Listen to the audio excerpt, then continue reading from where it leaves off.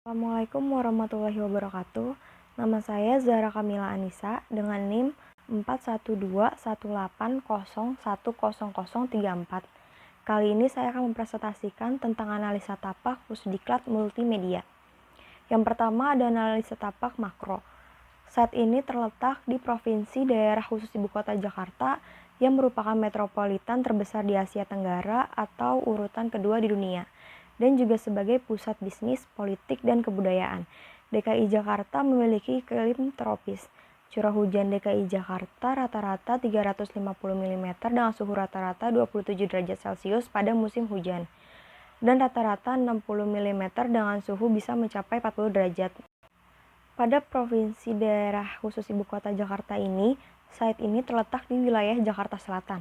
Jakarta Selatan adalah nama sebuah kota administrasi di bagian selatan Daerah Khusus Ibu Kota Jakarta.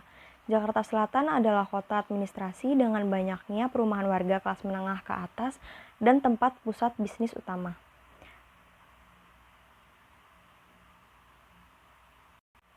Dari wilayah Jakarta Selatan ini, site ini terletak di Kecamatan Jagakarsa. Jagakarsa termasuk kecamatan yang terdekat dari Kota Depok dan memiliki luas wilayah sekitar 2.501 hektar. Batas-batas wilayah yang ada yaitu pada bagian utara terdapat Kota Jakarta Barat dan Jakarta Pusat, pada bagian timur terdapat Jakarta Timur, dan pada bagian barat terdapat Kota Tangerang dan Kota Tangerang Selatan, dan pada bagian selatan terdapat Kota Depok.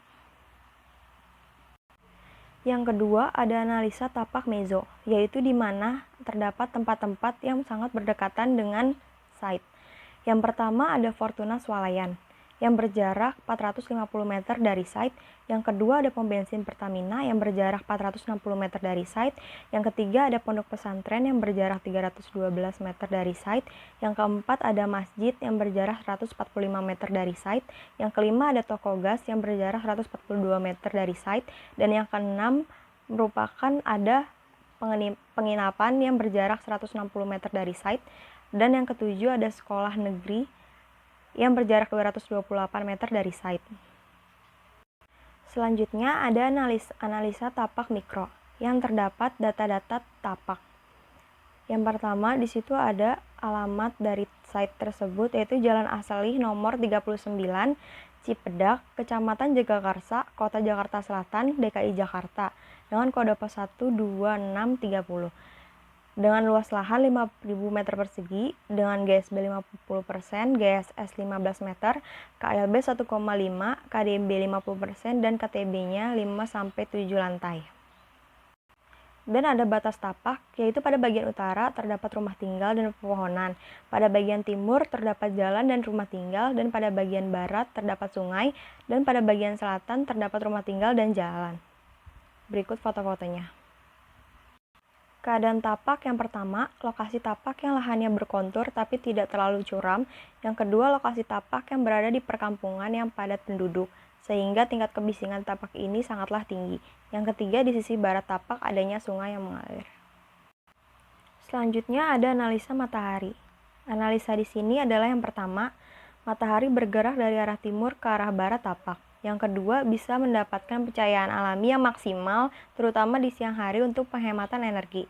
Yang ketiga, unsur negatif dari matahari adalah dapat menyilaukan. Dan tanggapan di sini, yang pertama, untuk pada bagian sisi yang terkena sinar matahari siang dan sore secara langsung, bisa menggunakan vegetasi untuk mereduksi panas matahari. Yang kedua, dapat diatasi dengan pemakaian sun shading pada bagian yang terkena cahaya matahari secara langsung. Selanjutnya ada analisa angin. Analisa di sini yang pertama, angin yang ada di site berasal dari arah danau yang berada di sisi barat bangunan dan adanya banyak pepohonan sekitar site. Yang kedua, kondisi angin di iklim tropis biasanya memiliki kecepatan angin yang relatif rendah. Tanggapan di sini yang pertama, penempatan vegetasi-vegetasi yang pada bagian-bagian yang terkena angin langsung, agar angin yang masuk ke dalam bangunan menjadi lebih sehat dan segar. Yang kedua, dengan memperbanyak bukaan jendela agar ruangan di dalam bangunan tidak terasa panas atau lembab. Selanjutnya ada analisa kebisingan. Analisa di sini yang pertama, pada bagian utara memiliki tingkat kebisingan tinggi karena langsung berhadapan dengan jalan utama. Yang kedua, pada bagian timur memiliki tingkat kebisingan tinggi karena pada sisi timur adanya rumah dan jalan utama. Yang ketiga, pada bagian sisi barat memiliki tingkat kebisingan yang rendah, karena hanya ada sungai. Yang keempat, pada sisi selatan memiliki tingkat kebisingan rendah karena adanya lahan kosong. Dan untuk tanggapan di analisa ini, yang pertama, perlunya ditanami vegetasi atau pepohonan agar sedikit meredam kebisingan pada bagian sisi yang memiliki tingkat kebisingan yang tinggi. Yang kedua, dan masa bangunan tidak terlalu berdekatan dengan jalan utama. Ada analisa kontur tanah. Analisa di sini yang pertama, kondisi tanah yang memiliki kontur. Yang kedua, kemiringan pada kontur mengarah ke sungai pada sisi barat. Dan untuk tanggapannya, yang pertama, kondisi tanah yang berkontur yang kemiringannya tidak terlalu curam, yang akan mengarahkan air hujan mengalir ke sungai yang berada di sisi barat tapak, agar tidak mengakibatkan tergenangnya air. Selanjutnya, ada analisa akses dari luar tapak.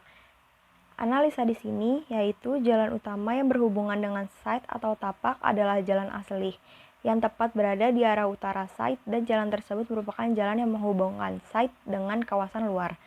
Respon di sini adalah akses termudah untuk menuju site ini adalah pada bagian utara, karena yang berhubungan langsung dengan jalan utama yang menghubungkan dari kawasan luar.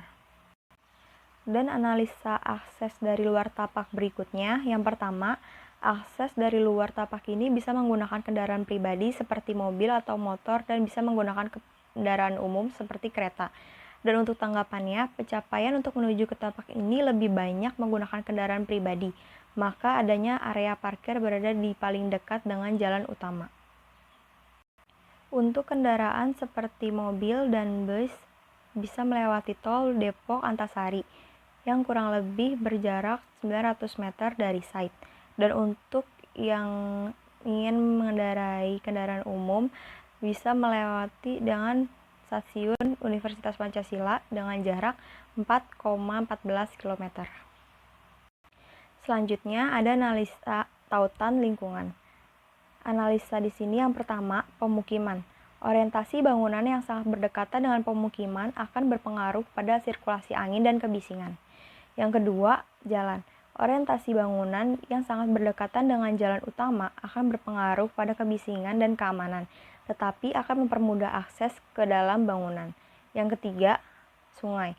Orientasi bangunan yang berdekatan dengan sungai akan berpotensi terjadinya longsor dan berpengaruh pada kelembapan bangunan tersebut.